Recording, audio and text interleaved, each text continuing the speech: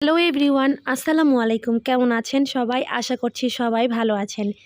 অনেক দিন পর আবারও একটা কেক মেকিং ভিডিও নিয়ে হাজির হয়ে গেলাম। আজকে আমি 2 পাউন্ড ওজনের একটি চকলেট কেক ডেকোরেশন ভিডিও আপনাদের সাথে শেয়ার করছি। এই ডিজাইনটা যে আমি কতবার রিক্রিয়েট করেছি তার কোনো হিসাব নেই। তারপরেও এই ডিজাইনটা তৈরি করতে গেলে অনেক সময় দেখা যায় কালারটা একটু ডিফারেন্ট হয়ে যায়।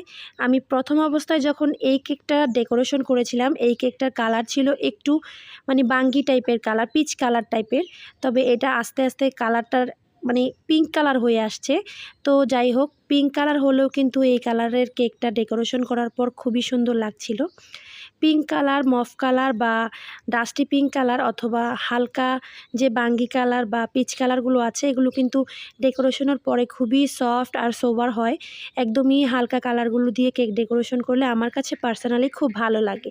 তা আমি সবসময় আমার ক্লায়েন্টদেরকে প্রেফার করি হালকা কালারের কেকগুলো নেওয়ার জন্য। কেকের কালারটা যত হালকা হবে আর ডিজাইনটা সিম্পল হবে, কেকটা দেখতেও সুন্দর লাগবে আর কেকের টেস্টও ভালো থাকবে। তো এই জন্য আমি সবসময় আমার ক্লায়েন্টদেরকে এই হালকা কালারগুলোই প্রেফার করি। আর আমার রেগুলার ক্লায়েন্টরা সবসময় একদমই হালকা স্মুথ কালারগুলোই সবসময় আমার কাছে অর্ডার করে। তো যাই হোক, আপনাদের সাথে কথা বলতে বলতে পাইপিং ব্যাগ দিয়ে আমি ক্রিম লাগিয়ে এখন কিন্তু ফিনিশিং করে নিচ্ছি। আমি সবসময় ব্রেড নাইফের সাহায্যে ফিনিশিং করে নেই, এতে করে কিন্তু ফিনিশিংটা খুব তাড়াতাড়ি চলে আসে। অনেক আপুরাই জানতে চান দ্রুত ফিনিশিং আনার জন্য কি করতে হবে। দ্রুত ফিনিশিং আনার জন্য আপনাদেরকে ক্রিমটাকে খুব ভালোভাবে স্টিফ করতে হবে। আপনার ক্রিম যত ভালোভাবে স্টিফ হবে আর আপনার ক্রিম বিট করাটা যদি সঠিক হয়, তাহলে অবশ্যই আপনার ফিনিশিংটাও তাড়াতাড়ি চলে আসবে। তো আমি ফিনিশিং করে কিছুক্ষণ নর্মাল ফ্রিজে রেখে দিয়েছিলাম। এখন আমি আগে থেকে কিছু রোজ তৈরি করে রেখেছিলাম সেম কালারের ক্রিম দিয়ে, সেগুলোই বসিয়ে দিচ্ছি।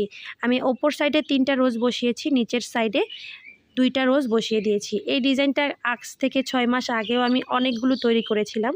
তো আমার ক্লায়েন্ট এই ডিজাইনটাই কেন জানি খুব বেশি পছন্দ করে। তো যে কোনো ফ্লেভারের ওপর এই ডিজাইনটাই ক্লায়েন্ট সবসময় নিতে চায়।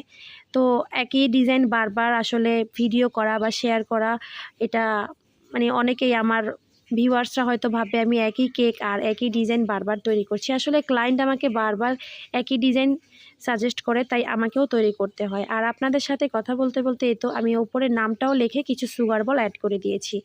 কেমন হলো আজকের এই কেক ডেকোরেশন ভিডিওটা কমেন্ট বক্সে জানাবেন। আর লাইক কমেন্ট করতে কিন্তু একদমই ভুলবেন না। যদি খুব বেশি ভালো লেগে যায় তাহলে একটা শেয়ার দিয়ে দিবেন। সেই সাথে আমার পেজটিতে ফলো দিয়ে আমার পাশেই থাকবেন। সবাই ভালো থাকবেন। আজকের মতো বিদায় নিচ্ছি। আল্লাহ হাফেজ।